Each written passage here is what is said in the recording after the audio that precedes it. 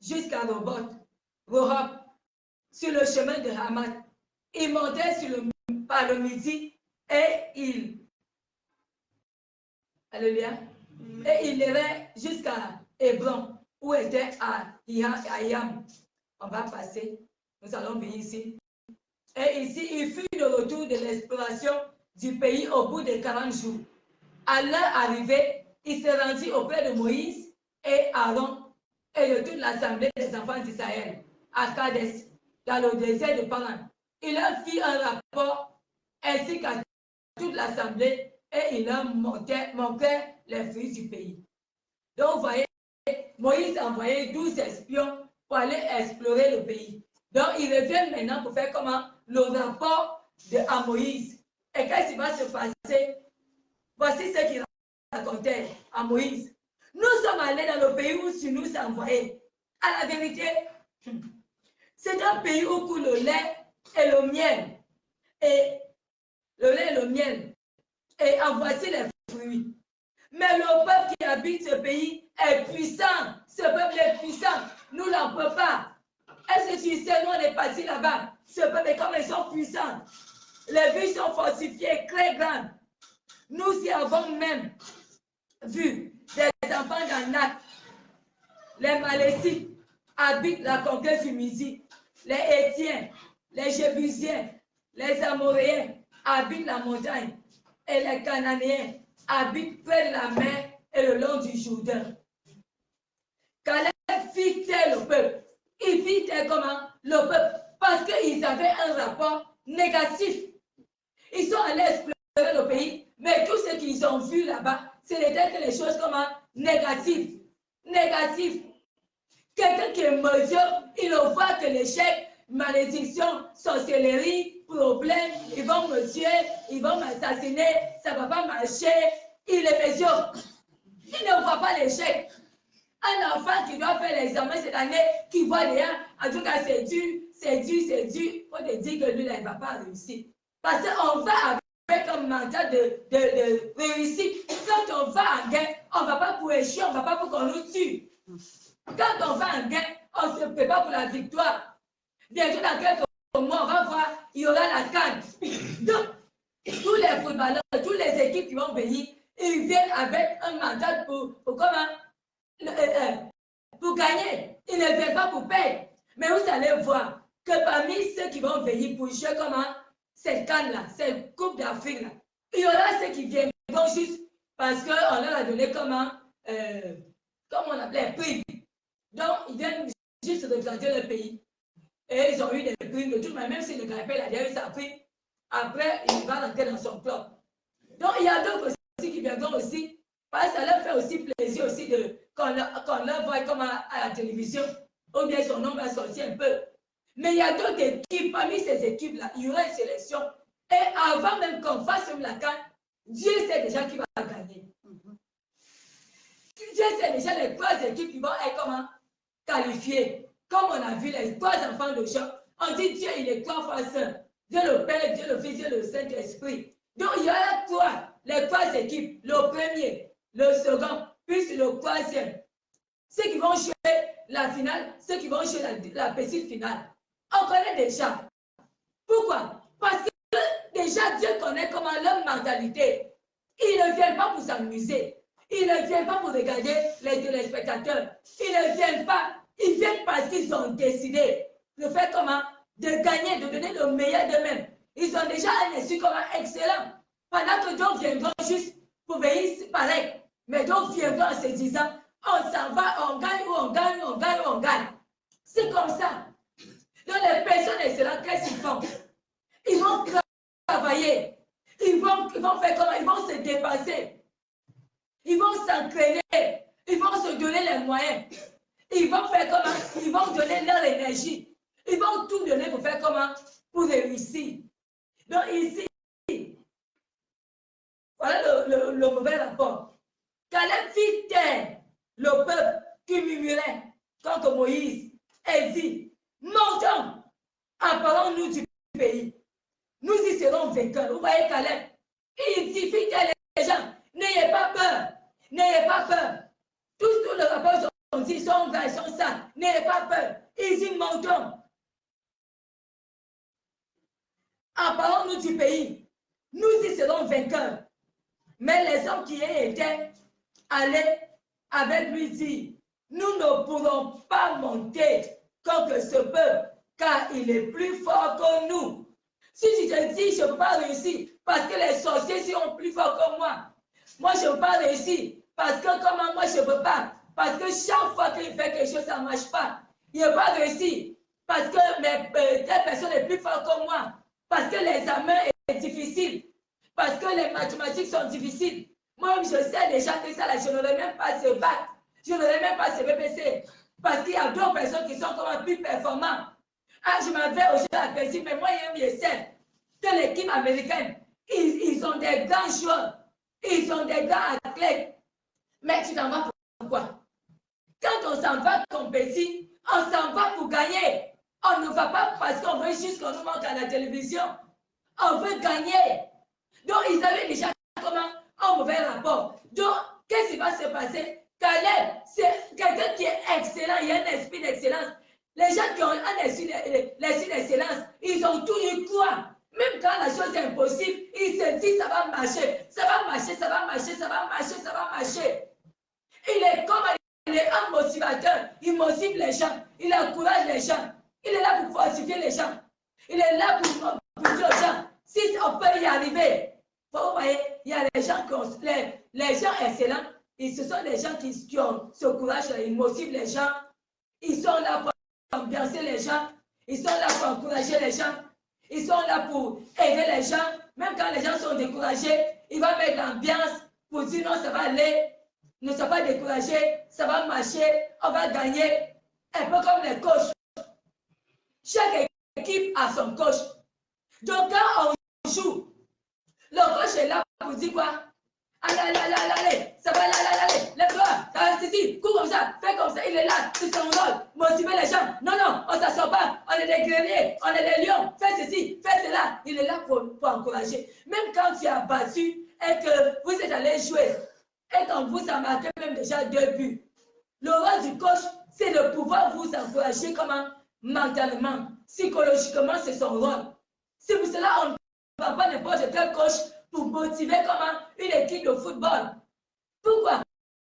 Parce que si votre coach ne s'est pas motivé et que l'autre équipe, ils ont un bon coach, même s'ils ont déjà encaissé 2 buts, quand leur coach se lève, il les motive. Allez, ça, on va réussir. Et il les encourage. Vous allez voir, même s'ils avaient 3 buts, le mental, le coach, c'est tellement les motiver qu'ils vont réussir à lever tous les buts. Et ils vont gagner. Alléluia. Amen. Alléluia. Amen. Donc ici, Caleb est le modèle par excellence. Il dit, montons, emparons-nous du pays, nous y serons vainqueurs. Mais les hommes qui étaient allés avec lui disent, nous ne pouvons pas monter contre ce peuple, car il est plus fort que nous. Et il décrit devant les enfants d'Israël le pays qu'ils avaient exploré. Ici, le pays que nous avons parcouru pour explorer est un pays qui devant les habitants. Oh non, on ne peut pas. Ça même, c'est un échec. Il ne faut même pas essayer, ça ne va pas marcher. Il ne faut même pas essayer. Si toi tu essaies, ça ne va pas marcher. Moi, il te dit, ça va. Il y a des gens comme ça. Lui, il te dit, ce n'est même pas la peine, ça ne va pas marcher. Moi, il te dit, moi, il a essayé ça 2 fois, 4 fois, mais ça ne va pas marcher. Non, ça ne va pas marcher, ce n'est même pas la peine. Pas perdre son temps, mais il faut le laisser. Il faut le laisser en même temps. Il faut le laisser, mais ça ne va pas marcher. Donc, eux-mêmes, ils sont les spécialistes de médiocrité pour décourager les gens. Il ne va jamais te motiver. Tout son rôle, c'est pour te décourager. Donc, ici, ces gens médiocres, il dit le pays que nous avons est un pays qui dévore ses habitants. Tous ceux tout ce que nous y avons vu sont des hommes d'une haute taille. Et nous y avons vu des géants. On a vu des géants enfants de la race des géants. Nous étions à leurs yeux et au leur comme des sauterelles. Donc, ils se sont vus comme des sauterelles auprès des enfants. Quand tu vois ton problème et que toi, tu te vois comme une sauterelle. Et beaucoup franchement, je dis la vérité, nous sommes dans le chemin vie, chemin vérité et vie. Véritablement, tous ceux qui ont vécu des situations difficiles, on a toujours, psychologiquement, on ne sait pas ce qui s'est passé dans notre cerveau. On a toujours vu les petites choses qui étaient petites. On a toujours vu cela comme les enfants d'un arc. Ça ne peut pas marcher. Ça n'a pas réussi. On a toujours, on dirait la médiocrité, c'est notre lot. Et on voit les demandes partout, on voit les estimes partout, on voit l'échec partout. Tout ce qu'on essaie de faire, nous-mêmes, on est rempli d'échecs. On n'avance pas. On aime la médiocrité, on aime le confort médiocre, on aime être comme suffisant, médiocre, faible. Si tu n'as même pas ça, même Dieu merci. Après, tu reviens encore dans ton confort insuffisant, faible, médiocre, faible, par-dessus, médiocre, c'est ça.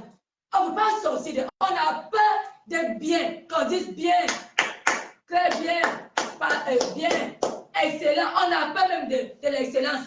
Parce qu'on se dit, ça, là, je ne peux jamais arriver là-bas. Ça, là, ce n'est pas pour moi, ça, c'est pour les autres. Et quand on voit même les gens qui sont excellents, on dit non, oh, lui, il a donné son âme au diable. De toute façon, il a changé, c'est qu'il a donné son âme au diable. Ça, j'ai vu quelqu'un, calculement comme ça, qui est devenu excellent comme ça. Non, il a donné son âme au diable. Moi-même, il essaie. Il a vendu son âme au diable.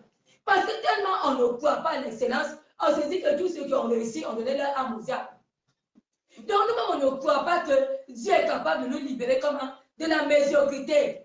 Donc pendant ces 10 jours, nous sommes là pour renouveler comment? Notre mentalité pour sortir de la médiocrité à l'excellence. Donc les gens excellents, on a vu comment Caleb a réagi.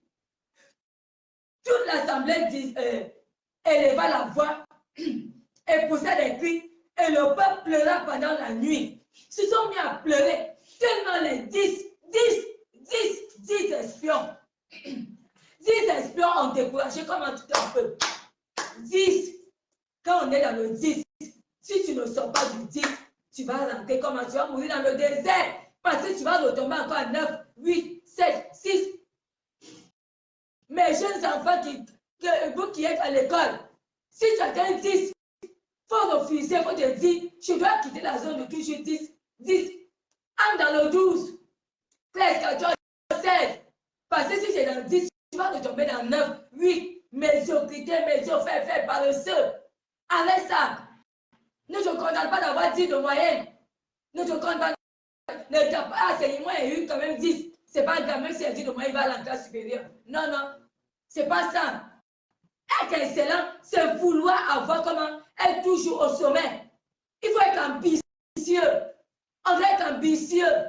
On doit décider de le faire. Et Dieu va nous aider à le faire. Donc ici, toute l'assemblée, ils ont tellement les 10 ont découragé comment?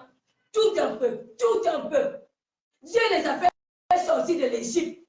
Ils sont restés les années en Égypte. Dieu les a fait sortir, mais 10 ont découragé le peuple. Et qu'est-ce qui s'est passé? Toute la nuit, il pleura pendant la nuit. Tous les enfants d'Israël murmuraient comme Moïse et Aaron. Et toute l'assemblée a dit, quand nous sommes-nous morts dans le pays d'Égypte, pour que nous sommes-nous morts dans ce désert? Pourquoi l'Éternel nous a-t-il fait aller dans ce pays où nous mourrons, où nous tomberons par l'épée, où nos femmes et nos petits-enfants deviendront une proie? Ne vaut-il pas mieux pour nous retourner en Égypte? Et il se dit là, nommons un chef des médiocres, un chef des nuls, un chef des paresseux, un chef des insuffisants. On va retourner comment? En Égypte pour être esclave. C'est ce que beaucoup de personnes font. Ils retournent dans la médiocrité. Ils retournent en prison. Ils retournent dans l'esclavage. Parce qu'ils ont peur d'aller comment? De dépasser les limites.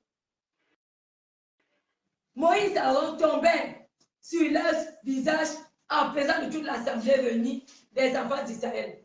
Et parmi ceux qui avaient exploré le pays, Josué, fils de Nun, et Caleb, fils de Jephunneh, déchiraient leurs vêtements et parlaient ainsi à toute l'assemblée des enfants d'Israël. Le pays que nous avons parcouru pour explorer est un pays très bon, excellent est ton nom. Ici, le pays est comment? Le pays que nous avons nous avons parcouru pour explorer, est un pays qui est comment? Bon, très bon. En plus, il dit ici, un pays excellent, excellent. Cette affaire que tu veux faire, que tu as mis dans ton esprit, n'aie pas peur de faire cette affaire-là. C'est une affaire qui est comment? Qui sera bonne et qui sera excellente, n'aie pas peur. Dieu a mis quelque chose dans ton cœur. N'aie pas peur de faire cela. Peut-être les gens t'ont dit, nous on a essayé cela, ça n'a pas marché. C'est pas parce que ça n'a pas marché pour les autres que ça n'a pas marché pour toi. Dieu veut que tu essayes parce que ça va marcher comme pour toi. Et ici, Caleb dit, c'est un pays qui est bon. Un pays qui est, comme il dit, très bon. Un pays qui est très bon. Un pays qui est comme excellent. Alléluia. Amen. Si l'Éternel est favorable, il nous mènera dans ce pays et nous le donnera. Si l'Éternel est favorable, qu'est-ce qui va se passer? Il va nous donner. Si l'Éternel est favorable, il va nous donner. Et il va faire comment? Il nous mènera dans ce pays et nous le donnera. Et nous le donnera. C'est un pays où coule le lait et le miel. Alléluia. Amen. Si l'Éternel nous est favorable, qu'est-ce qui va se passer? C'est un pays où coule le lait et le miel. C'est un pays qui est comment? Si l'Éternel nous est favorable, il nous le donnera. Amen. Alléluia. Amen. Alléluia. Amen. Alléluia. Amen. Alléluia. Amen. Si l'Éternel nous est favorable, il va nous donner comment cette bénédiction, cette élévation, ce succès. Si l'Éternel nous est favorable, il va te permettre de réussir ce projet. Si l'Éternel est favorable, il va ouvrir les portes de ce mariage. Si l'Éternel est favorable, il va ouvrir les portes financières pour que tu puisses commencer ce projet qu'il a mis dans ton cœur. N'aie pas peur d'oser, n'aie pas peur de commencer, n'aie pas peur d'entrer à Canaan. Le temps est arrivé. Le temps est arrivé. C'est vrai, il y a les géants, il y a les fils d'Anak. Mais si l'Éternel est favorable, Dieu va te permettre d'entrer là-bas. Peut-être les gens ont voyagé, ils ont échoué. Mais toi, tu ne vas pas échouer. Ce n'est pas parce que les gens ont échoué que toi aussi tu dois faire comment? Échouer. Ce n'est pas parce que tout le monde est tombé dans ta famille que toi aussi tu dois tomber. Ce n'est pas parce que tout le monde est médiocre dans ta famille que toi aussi tu es comme un médiocre. On a dit ce matin, Gédéon, il dit, je suis le plus précis et ma famille est la plus pauvre. Mais Dieu lui a dit, vaillant héros, va avec ces forces que tu as, parce que c'est toi qui vas libérer comment? Ton peuple. Vaillant héros. Parce que moi-même, je serai avec toi. Donc ici, qu'est-ce qui va se passer? C'est un pays où coule le lait et le miel. Seulement, ne soyez point rebelles contre l'Éternel et ne payez point les gens de ce pays, car ils nous serviront de pâture. Sache que ces situations, les gens excellents, ils voient les problèmes comme les petits, comme les pâtures. Ne payez pas les gens de ce pays. Ils vont nous servir de quoi? De pâture. Alléluia. Amen. Alléluia. Amen. Oui. Pour terminer ici, dit, toute l'assemblée parlait de les lapider lorsque la gloire de l'Éternel apparut dans la tente d'assignation. Et tous ceux qui sont sortis de l'Égypte, il y a une sentence que tu as prononcée parce que tu es médiocre, parce que tes pensées sont mauvaises. Tu ne crois pas que tu vas guérir. Tu ne crois pas que Dieu est capable de guérir le cancer. Tu ne crois pas que Dieu peut t'amener à enfanter. Tu ne crois pas que Dieu peut t'amener comment à changer de statut. Tu ne crois pas que Dieu peut t'amener à avoir la promotion. Qu'est-ce qui va se passer? La parole de Dieu dit, tous ceux qui sont sortis de l'Égypte, Dieu a prononcé sa sentence. Ils vont mourir comme dans le désert. Beaucoup de gens meurent dans le désert. Aujourd'hui, combien de gens sont morts? Ils ne vont pas entrer dans le désert, mais ils n'ont pas cru que Dieu était capable de les faire sortir de l'Égypte, que Dieu les a fait sortir de l'Égypte pour qu'ils entrent à Canaan. Ils ont préféré être comme un médiocre. Tellement la majorité de l'esclavage est restée dans leur esprit. Ils n'ont pas cru que si l'Éternel leur était favorable, ils allaient avec comme à Canaan. Ils sont morts dans le désert. Et c'était Caleb et Josué. Parce que ce sont des enfants comme excellents. Excellents. Excellents. Ils sont entrés dans un pays excellent. Tu auras un mariage excellent. Tu auras des enfants excellents. Tu auras un travail excellent. Tu auras un métier excellent. Tu auras un ministère excellent. Parce que tu crois que si l'Éternel est avec toi, il va te le donner. Les gens excellents, ils croient même quand il n'y a rien. Ils ont la foi. Ils croient que Dieu est capable de le faire. On va voir encore le modèle d'excellence. Luc 3, à partir du verset 11. Ici, je lis au verset 9. Elle répondit, je suis Ruth par la boîte. Je suis Ruth, ta servante. Étends ton œil sur ta servante, car tu as droit de rachat. Et il dit, sois bénie de l'Éternel, ma fille. Ce dernier crée témoin encore plus en ta faveur que le premier, car tu n'as pas recherché les jeunes gens pauvres ou riches. Maintenant, ma fille, ne crains point, vous savez, Boaz était plus âgé que Ruth, mais Boaz était riche. Boaz le riche. Et Boaz dit ici, ce dernier crée témoin encore plus en ta faveur que le premier, car tu n'as pas recherché des jeunes gens pauvres ou riches. Maintenant, ma fille, ne crains point, je ferai pour toi tout ce que tu diras. Car toute la part de mon peuple sait que tu es une femme vertueuse. Et il est bien vrai que j'ai droit de rachat, mais il en existe un autre plus proche que moi. Vous voyez, Ruth a suivi sa belle-mère. Elle a perdu son mari. Elle a suivi sa belle-mère. Sa belle-mère lui a dit, il faut partir comme dans ta famille. Elle a pris, elle a dit à sa belle-mère, où tu mourras, où tu iras, j'irai. Où tu mourras, je mourrai. Ton Dieu sera mon Dieu. Elle a cru. Elle savait que sa belle-mère avait tout perdu. Sa belle-mère était pauvre. Mais elle a vu quelque chose. Les gens excellents croient sans voir. Elle allait avec sa belle-mère. Et parce qu'elle était quelqu'un, une femme excellente, une femme vertueuse, Dieu l'a conduit comme dans le champ de bois, c'est le riche. Elle s'est mise à glaner pour nourrir sa belle-mère. Pour nourrir sa belle-mère. Et qu'est-ce qui va se passer? Dieu va agir. Dieu va se manifester. Et c'est dans le champ de bois. Non seulement elle va glaner, mais elle va avoir comme un mari. Parce qu'elle était courageuse. Ce n'est pas parce que tu es veuve que tu dois être feignante.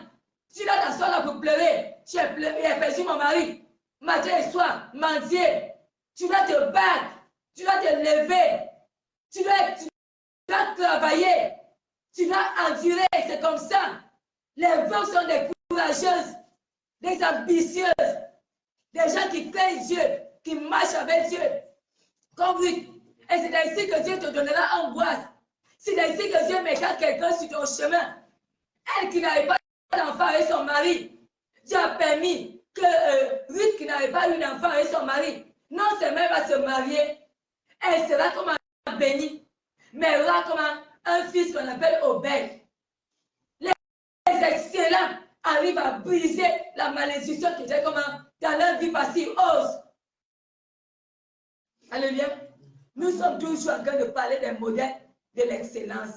Et nous allons prendre ici David. David est aussi comme un modèle de l'excellence.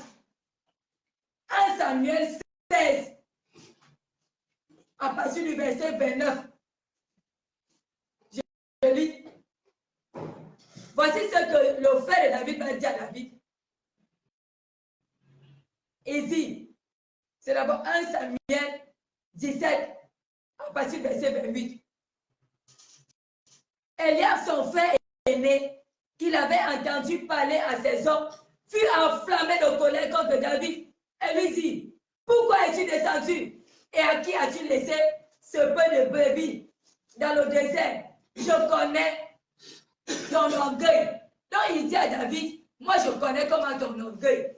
Et la malice. En fait, les gens médiocres aiment influencer les autres. Toi tu es orgueilleux, toi tu es malicieux, toi tu es stupide. Toi, je connais comment tu es. Ils voulaient influencer parce que tellement ils ont influencé David. David était relégué comme au dernier rang, celui qui s'occupait des moutons de la famille, pendant qu'eux, ils étaient des princes. Parce que David était un enfant du péché. Son papa l'a eu comment? Avec une autre femme, dans le péché. C'est pourquoi dans Somme 51, David a dit, je suis né dans le péché et ma mère m'a conçu comme dans l'iniquité.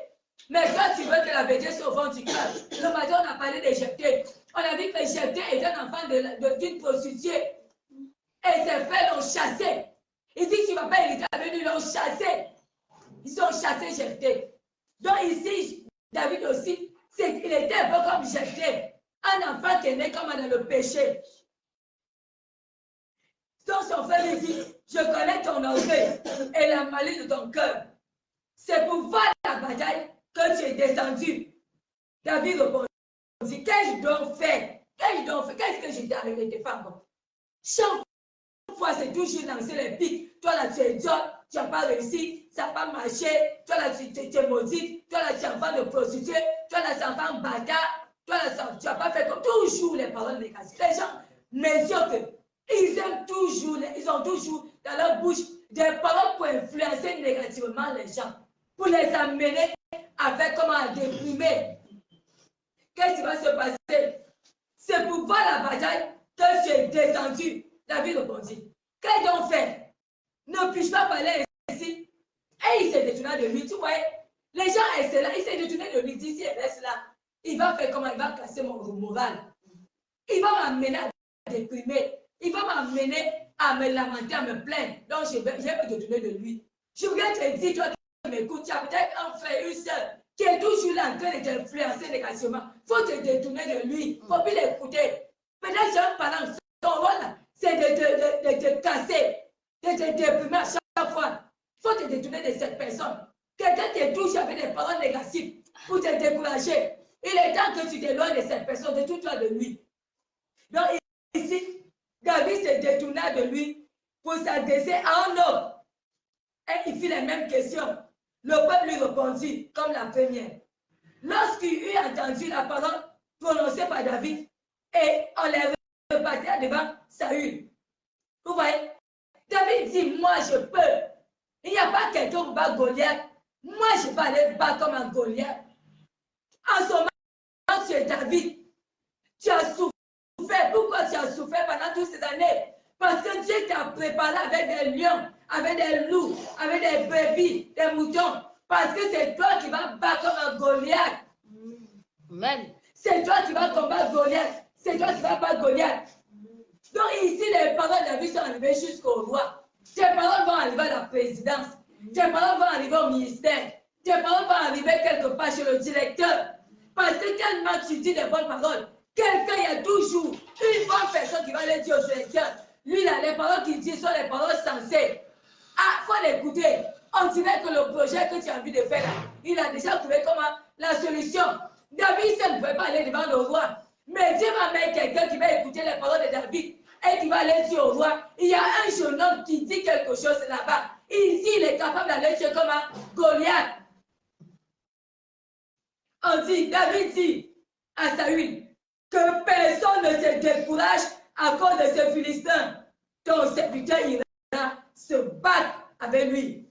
Saül dit à David, tu ne peux pas aller te battre avec ce Philistin, car tu es un enfant. C'est un enfant, tu ne peux pas. Goliath, c'est un grand, il est un géant. C'est quelqu'un qui a eu honte, tu ne peux pas. Toi, tu es un enfant. Vous voyez? Donc, même le roi ne croyait pas en David. Personne ne croit en toi. Mais tu as un mandat de ce. Vous voyez? Il y avait, c'était une armée. Il y avait des généraux, il y avait des capitaines, des commissaires, des, je ne sais pas, toutes sortes de personnes gradées.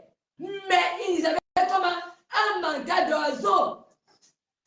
Mais David, qu'est-ce qui va se passer? David a vu comment Dieu a forgé son mental. Dieu a travaillé dans l'esprit de qui? De David. Les parents de David pensaient qu'en envoyant David comment? En brousse, s'occuper des moutons. Ils étaient en train de le diminuer. Mais ils ne savaient pas que le Saint-Esprit de Dieu recrute des personnes qui ont souffert. À l'Académie internationale